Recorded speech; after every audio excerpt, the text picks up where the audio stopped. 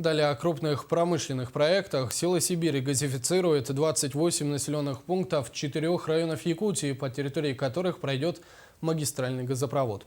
Голубое топливо придет в крупные населенные пункты и промышленные предприятия Ленского, Алекминского, Алданского и Нерюнгринского районов. При этом автоматические газораспределительные станции отвода от магистрального газопровода «Газпром» строит за свой счет, а Якутия строит распределительные сети в населенных пунктах. До 2018 года должен быть построен магистральный газопровод, и работы по газификации проведут в ближайшие 5-7 лет. А пока идут переговоры по уточнению рабочих моментов.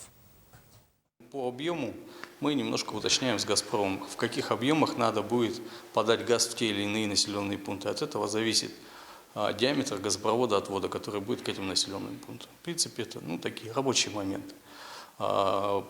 Поэтапно, когда будет строиться магистральный газопровод, мы планируем параллельно, проводить работы по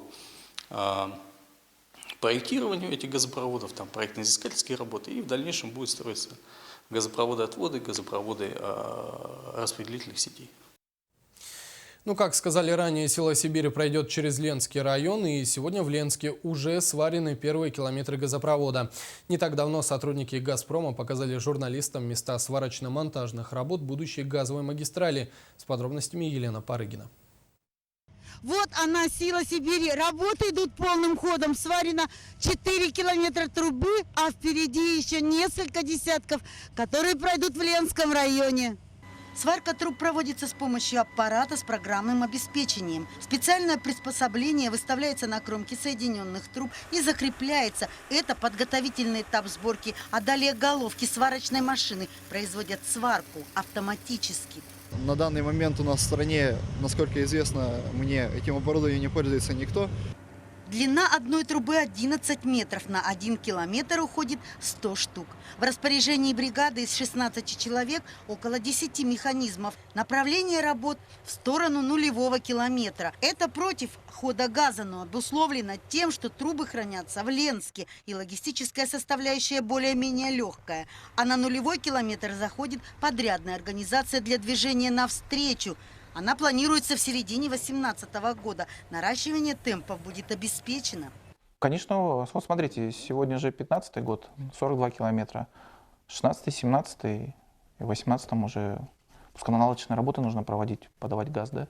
Опыт укладчики газопровода набирали на подобных стройках в Хабаровске, Казахстане. Разница только в климатических условиях и рельефах местности. На скорость самой сварки они не влияют, и понятно, что автоматическая в десятки раз быстрее ручной. Это оборудование, на него не влияет температура, без разницы, тепло или холодно. А людям? Влияет только людям. Но низкие температуры нынешней весны строителей только радуют. Когда начнется активное таяние снега, работы придется приостановить. На сопках слишком крутые перевалы, в распутицу они превратятся в бездорожье.